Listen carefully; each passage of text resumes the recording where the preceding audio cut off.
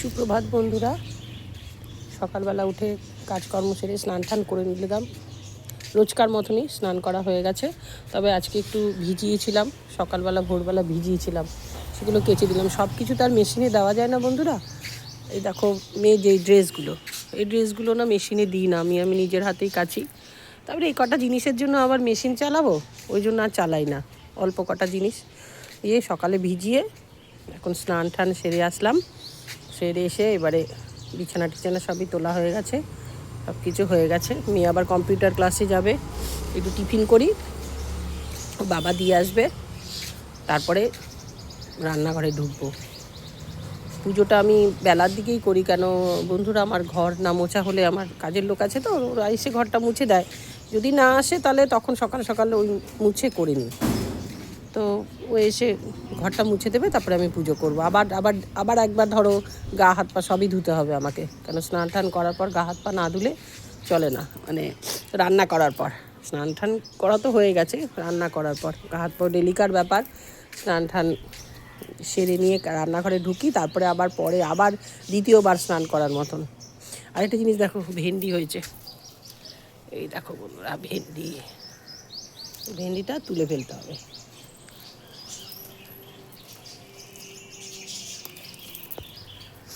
একটা পেলাম, আর মনে হয় কিছু তোলা হয়েছে সকালের দিকে। ওই দেখো ওই দিকেও হয়েছে বন্ধুরা ভেন্ডি। এই কচি কচি ভেন্ডিগুলো না তুললে না ভেন্ডি হয় না, খাওয়া যায় না। এই দেখো এইদিকেও ভেন্ডি আছে, এই দেখো তুলে নিচ্ছি। পরে না শক্ত হয়ে যায়, তখন খাওয়া যায় না।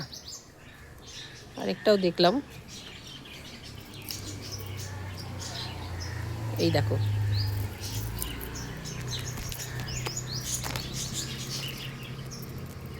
কালকে রান্না করেছিলাম ভেন্ডি দিয়ে, সর্ষে বাটা দিয়ে করে না চচ্চড়ি, এই করেছিলাম কালকে। এই গাছের ভেন্ডি দিয়েই করেছিলাম। আমি করি কি, কিছুদিন একটু জমিয়ে নিয়ে তারপরে একটু বেশি যখন হয় তখন করি।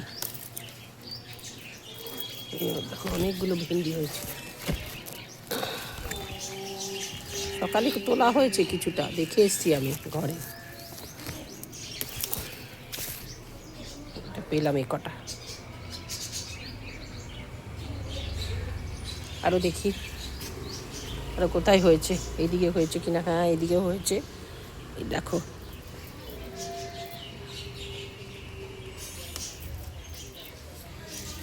একটা ভেন্ডি পড়ে গেল আবার দেখো, কেউ ঘাটকল বলে, কেউ আবার খারকন বলে। এটা হয়েছে আমাদের, ছিল জানো তো, তা বাগান পরিষ্কার করার সময় লোক আসে আর সব তুলে তুলে ফেলে দেয়। তো এবার দেখছি আবার নতুন করে হয়েছে, হলে খাওয়া যাবে বাটা। তোমরা নিশ্চয়ই খেয়েছো, যারা খাওনি তারা একবার খেয়ে দেখো, ভীষণ ভালো লাগবে। আরেকটা জিনিস দেখাচ্ছি, দেখো গাছের থেকে তুলেছি, কি করব, লেবুগুলো একদম পুরো, বলেছিলাম না গন্ধরাজ লেবুর গাছ আছে। এই